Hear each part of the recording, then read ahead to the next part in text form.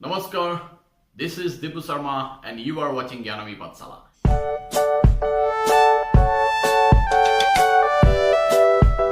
আমাৰ আগৰ ভিডিঅ'বিলাকত আমি এইচএছ ফাইনেলৰ পেছেজ কিছুমান আপলোড কৰিছো আৰু এইটো ৰিসেন্টলি 2018 এটা পেছেজ আমি এই ভিডিঅ'ত আপলোড কৰিছো পেছেজৰ শব্দাৰ্থ লগতে ইয়াৰ অসমীয়া ভাঙনিও আপোনালোকে ভিডিঅ'টোত পাব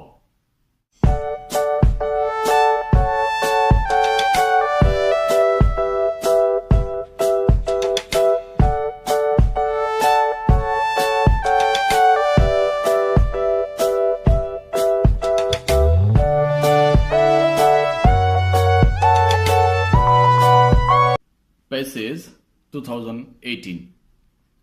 Read the following passage carefully. Tolor passage to Khabadhanatare Porha. Among the natural resources which can be called upon in national plans for development, possibly the most important is human labor. Prakritik সম্পদবোৰ যাকে ৰাষ্ট্ৰীয় বিকাশত ব্যৱহাৰ কৰিব পাৰি তাৰ মাজত সম্ভৱতঃ আটাইতকৈ প্ৰয়োজনীয় হৈছে মানৱ শ্ৰম. Since the English language suffers from a certain weakness in its ability to describe groups composed of both male and female members, this is usually described as manpower. যেহেতু ইংৰাজী ভাষাটো এটা নিৰ্দিষ্ট দুৰ্বলতাৰ ভুক্তভোগী হৈ আছে, ইয়াৰ সক্ষমতাত পুৰুষ আৰু মহিলা সদস্যৰে গঠিত গোটবোৰক বৰ্ণনা কৰাত ইয়াক সাধাৰণতে মানৱ শক্তি বুলি বৰ্ণনা কৰা হয়. Without a productive labor force, including effective leadership and intelligent middle management, no amount of foreign assistance or natural wealth can ensure successful development and modernization. এটা উৎপাদনক্ষম শ্ৰমবল অবিহনে প্ৰভাৱী নেতৃত্ব আৰু বুদ্ধিদীপ্ত মধ্যপ্ৰবৰ্ধন সমন্বিতে কোনো বিদেশী সহায় বা প্ৰাকৃতিক সম্পদে সফল বিকাশ আৰু আধুনিকীকৰণ নিশ্চিত কৰিব নোৱাৰে. The main power for development during the next quarter century will come from the world's present population of infants, children and adolescents. অনাগত চতুৰ্থাংশ শতিকাৰ বিকাশৰ বাবে মানৱ শক্তি অবিহনে বিশ্বৰ বৰ্তমানৰ শিশু কিশোৰ আৰু বয়স্কৰ জনসংখ্যাৰ পৰা But we are not sure that they will be equal to the task. কিন্তু আমি নিশ্চিত নহয় যে তেওঁলোকে প্ৰয়োজনীয় কামৰ সমকক্ষ হ'ব. Will they have the health, the education, the skills, the socio-cultural attitudes essential for the responsibilities of development? তেওঁলোকৰ সেই স্বাস্থ্য, সেই শিক্ষা, সেই কৌশল, সেই সাংস্কৃতিক সামাজিক মনোভাৱ থাকিবনে যেটো বিকাশৰ দায়িত্বৰ বাবে প্ৰয়োজনীয় হয়? For far too many of them, the answer is no. এইবোৰৰ উত্তৰ প্ৰায়বোৰৰ বাবে হ'ব নহয়. The reason is basic. কাৰণটো মৌলিক. A child's most critical years with regard to physical, intellectual, social and emotional development are those before he reaches 5 years of age. এটি শিশুৰ আটাইতকৈ জটিল বয়সটো দৈহিক, বৌদ্ধিক, সামাজিক আৰু আৱেগিক উত্তৰণৰ সাপেক্ষে হৈছে সেইবোৰ সি 5 বছৰ বয়স হোৱাৰ আগত. During those critical formative years, he is cared for almost exclusively by his mother, and in many parts of the world, the mother may not have the capacity to raise a superior child. সেই জটিল গঠনীয় সময়ছোৱাত তাৰ যত্ন লোৱা হয় প্ৰায় একাকীভাৱে মাতৃৰ দ্বাৰা আৰু বিশ্বৰ বহুলাংশ ঠাইত মাতৃৰ এটি শ্ৰেষ্ঠ শিশুক তুলি ধৰাত সক্ষমতা নাই. She is incapable of doing so by reason of her own poor health, her ignorance, and her lack of status and recognition of social and legal rights of economic parity of independence. তাই এইটো কৰিব নোৱাৰাৰ কাৰণটো হৈছে তাইৰ নিজৰ বেয়া স্বাস্থ্য, তাইৰ অজ্ঞতা আৰু তাইৰ মৰ্যাদাৰ আৰু সামাজিক আৰু বৈধ অধিকাৰ, আৰ্থিক ক্ষমতা, স্বাধীনতাৰ অভাৱ. One essential factor has been overlooked or ignored এটা গুৰুত্বপূৰ্ণ কাৰকক উপেক্ষা বা আওকাণ কৰি থকা হৈছে। The forgotten factor is the role of women. বিস্মৃত কাৰকটো হৈছে মহিলাৰ ভূমিকা। Development will be handicapped as long as women remain second-class citizens, uneducated, without any voice in family or community, married when they are still practically children and henceforth producing one baby after another, often to see half of them die before they are of school age. বিস্মৃত কাৰকটো হৈছে মহিলাৰ ভূমিকা। বিকাশ বা উন্নতি তেতিয়ালৈকে বিকলাংগ হৈ থাকিব যেতিয়ালৈকে নাৰী দ্বিতীয় শ্ৰেণীৰ নাগৰিক হৈ থাকিব, অশিক্ষিত পৰিয়াল বা সমুদায়ত নিৰ্বাক হৈ থাকিব, বিবাহিত হ'ব যেতিয়া ব্যৱহাৰিকভাৱে তাই নিজে কিশোৰী হৈ থাকিব আৰু এনেকৈয়ে এটাৰ পিছত এটা সন্তান জন্ম দি থাকিব, অৰ্ধেক তাৰ মাজত বিদ্যালয় যোৱা বয়স হোৱাৰ আগতেই ঢুকাই থকা প্ৰায়ে তাই দেখিব। We can enhance development by improving women's power by giving women the opportunity to develop themselves. আমি বিকাশক আগবঢ়াই নিব পাৰিম নাৰী শক্তিক উন্নত কৰি তেওঁলোকে নিজকে বিকাশ কৰাৰ সুযোগ দি। Statistics show that the average family size increases in inverse ratio to the mother's years of education. Is lowest among college graduates, highest among those with only primary school training or no education. পৰিসংখ্যাই দেখুৱায় যে পৰিয়ালৰ গড় আকাৰ মাতৃৰ শৈক্ষিক বৰ্ষৰ ব্যস্তানুপাতত বৃদ্ধি হয়। মহাবিদ্যালয়ৰ স্নাতকৰ আটাইতকৈ সৰু হয়, আটাইতকৈ ডাঙৰ হয় যিবোৰে প্ৰাথমিক শিক্ষা গ্ৰহণ কৰিছে বা কোনো শিক্ষা নাই। Malnutrition is most frequent in large families and increases in frequency with each additional sibling.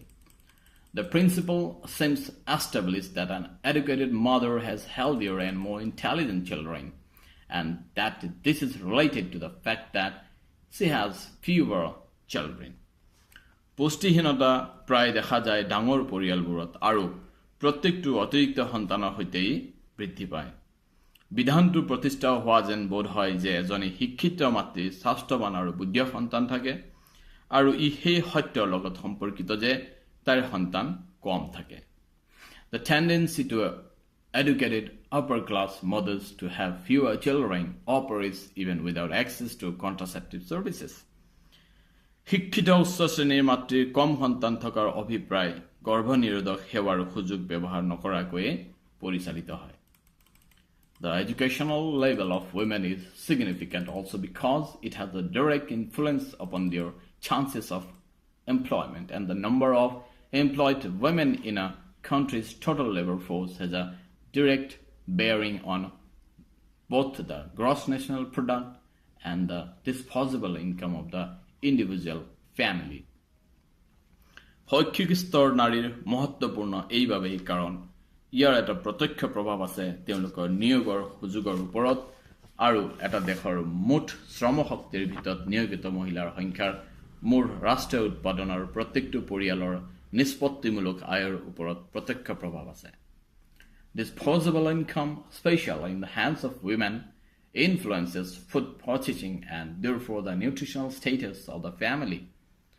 নিষ্পত্তিমূলক আয় বিশেষকৈ মহিলাৰ হাতত থকাটো খাদ্য বস্তুৰ ক্ৰয়ত প্ৰভাৱ বিস্তাৰ কৰে আৰু সেইবাবে তাৰ প্ৰভাৱ পৰে পৰিয়ালৰ পুষ্টিৰ অৱস্থিতিত। The fact that the additional income derives from the paid employment of women provides a logical incentive to restrict the size of the family. সত্যটো যে অতিৰিক্ত আয় মহিলাৰ দৰমহাদাৰী নিয়োগৰ অহাটোৱে এটা যৌক্তিক উদ্গনি দিয়ে পৰিয়ালটোৰ আকাৰ সীমাবদ্ধ কৰাত। On the basis of your reading of the pages, answer the following questions. তোমাৰ পঠনৰ ভিত্তিত তলৰ প্ৰশ্নবোৰৰ উত্তৰ দিয়া। Choose the most appropriate option. A. Among the natural resources which can be called upon in national plans for development, 1. The most important is certainly human labor. 2. The most important is possibly human labor. 3. The least developed is certainly human labor. For the least developed is undoubtedly human labor. অসমীয়াত সঠিক বিকল্পটো বাছি উলিওৱা. Choose the most appropriate option. A. Among the natural resources which can be called upon in the national plans for development, প্ৰাকৃতিক সম্পদবোৰৰ ভিতৰত কোনটোক বিকাশৰ ৰাষ্ট্ৰীয় আঁচনি ধৰি ল'ব পাৰি? 1. The most important is certainly human labor. আটাইতকৈ প্ৰয়োজনীয় নিশ্চিতভাৱে মানৱ শ্ৰম. The most important is possibly human labor. আটাইতকৈ প্ৰয়োজনীয় সম্ভৱতঃ মানৱ শ্ৰম. The least developed is certainly human labor. আটাইতকৈ কম বিকশিত নিশ্চিতভাৱে মানৱ শ্ৰম. The least developed is undoubtedly human labor. আটাইতকৈ কম বিকশিত নিঃসন্দেহে মানৱ শ্ৰম. উত্তৰ 2. তাৰমানে the most important is possibly human labor. B. Without the productive labor force, including effective leadership and intelligent middle management, প্ৰভাৱশীল নেতৃত্ব আৰু বুদ্ধিদীপ্ত মধ্যপ্ৰৱৰ্ধন সমন্বিত উৎপাদন শ্ৰমশক্তি অবিহনে 1. No productive work is possible. উৎপাদন কাৰ্য সম্ভৱ নহয়. Entrepreneurs will incur heavy loss. উদ্যোক্তাসকলে লোকচানৰ সন্মুখীন হ'ব. 3. Economic development will not keep pace with the national movements. আৰ্থিক বিকাশে ৰাষ্ট্ৰীয় গতিবিধিৰ লগত সমগতি ৰাখিব নোৱাৰিব. No amount of foreign assistance or of natural wealth can ensure successful development and modernization. কোনো ধৰণৰ বিদেশী সহযোগ বা প্ৰাকৃতিক সম্পদে সফল বিকাশ আৰু আধুনিকীকৰণ নিশ্চিত কৰিব নোৱাৰিব. So answer is 4.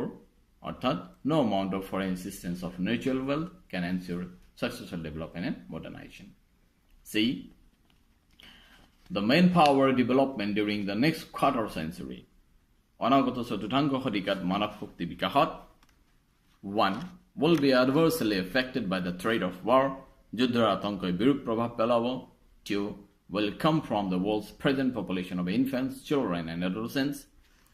বিশ্বৰ বৰ্তমান শিশু কিশোৰ আৰু বয়স্কৰ জনসংখ্যাৰ পৰা আহিব. 3. Will be taken care of by the current emphasis on free education for women. নাৰী বিনামূলীয়া শিক্ষাৰ ওপৰত দিয়া বৰ্তমান জোৰে প্ৰভাৱিত কৰিব. 4. Will be adversely affected by the country's economic losses and political instability. দেশৰ আৰ্থিক লোকচান আৰু ৰাজনৈতিক অস্থিৰতাই বিৰূপ প্ৰভাৱ পেলাব. The answer হ'ব 2. অৰ্থাৎ will come from the world's present population of infants, children and adolescents. D. Women power means নাৰী শক্তি মানে হৈছে Number 1. Giving women the opportunity to develop themselves. নাৰীক নিজে বিকাশৰ সুযোগ দিয়া. 2. Giving women the opportunity to fight themselves. নাৰীক নিজে যুদ্ধ কৰাৰ সুযোগ দিয়া. 3. Giving women the opportunity to dominate others. নাৰীক পৰখ বশৱৰ্তী কৰাৰ সুযোগ দিয়া. 4. Giving women the opportunity to befool others. নাৰীক পৰখ মূৰ্খ বনোৱাৰ সুযোগ দিয়া. Answer হ'ব 1. অৰ্থাৎ giving women the opportunity to develop themselves. B. Answer the following questions briefly. তলৰ প্ৰশ্নবোৰৰ সম উত্তৰ দিয়া. A. What will be the source of the main power development during the next quarter century? অনাগত শতিকাৰ চতুৰ্থাংশৰ সময়ছোৱাত মানৱ শক্তি বিকাশৰ উৎস কি হ'ব? Answer. The source of the main power development during the next quarter century will be the world's present population of infants, children and adolescents. অনাগত শতিকাৰ চতুৰ্থাংশৰ সময়ছোৱাত মানৱ শক্তি বিকাশৰ উৎস হ'ব বিশ্বৰ বৰ্তমান জনসংখ্যাৰ শিশু কিশোৰ আৰু প্ৰাপ্তবয়স্কসকল. B. During which period is a child's growth maximum? কোনটো সময়ছোৱাত এটি শিশুৰ বিকাশ আটাইতকৈ বেছি হয়? Answer. A child's growth is a maximum before he reaches 5 years of age. এটি শিশুৰ বিকাশ আটাইতকৈ বেছি হয় 5 বছৰ বয়সৰ আগলৈকে. C. Why can't the first teacher be effective in some of the regions of India? কিয় ভাৰতৰ কোনো প্ৰান্তত প্ৰথম শিক্ষকজন প্ৰভাৱী হ'ব নোৱাৰে? Answer.